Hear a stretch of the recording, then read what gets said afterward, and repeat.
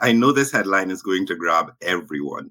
And in fact, if you search for Air Canada chatbot, you'll see just how many news agencies ran this story.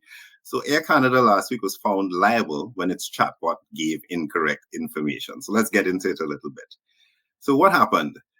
Air Canada lost a small claims court. So this is not about the money, it's small claims court when its chatbot misled a passenger on the airline's bereavement fares, when the chatbot hallucinated an answer inconsistent with the airline's policy.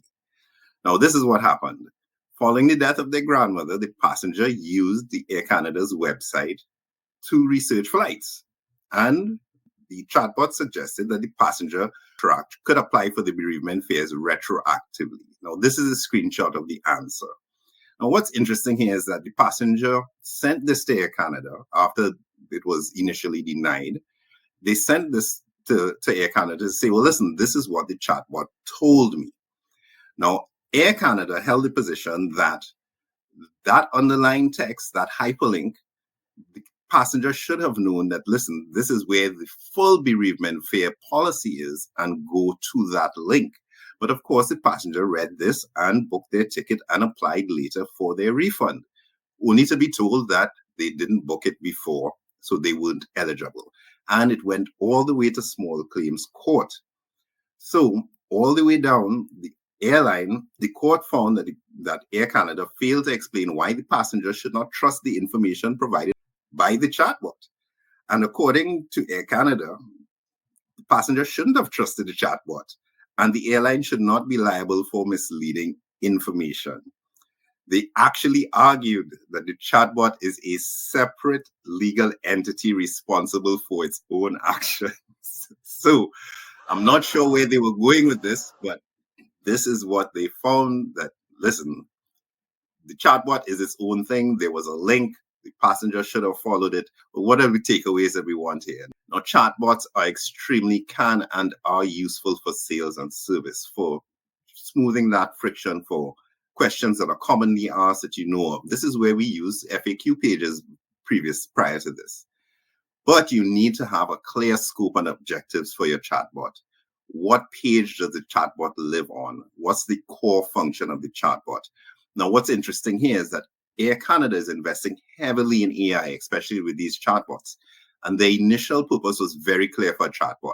In the case of storms and delays and so, to find out those updates on your tickets, the chatbot would give you that answer.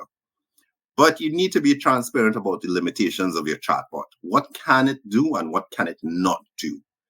Also, give your customer clear exit from that chatbot. If they're not finding what they need, or they're asking a question that the chatbot is incapable of answering, what's the path to a sales or service representative? What triggers that escalation to a sales rep? And how are you using the analytics? You must keep going back to those analytics. What are the questions being asked? Which questions were forwarded and escalated? Can those now be added to the chatbot learning? So, to wrap it up, that's the hot topic this week.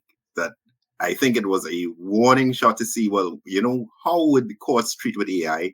I'm not sure why, from a customer service perspective, it even reached this far, but the court simply found that, well, Air Canada is responsible for everything on its website, which is natural. If the chatbot is on your site, it's your chatbot. So a couple little missteps there that were easy to see. Had the chatbot response included, please visit this page for complete information, etc. Air Canada once presented with the screenshot of the chatbot's response, their reply. So lots of ins and outs. But given that we're moving into this, the idea of chatbots always was a thing in business where we're trying to reduce friction. We're trying to ease the pressure on the number of calls, the number of things that can be answered in an automated fashion, not pretending to be a human. But this is where the missteps happen. What do you all think?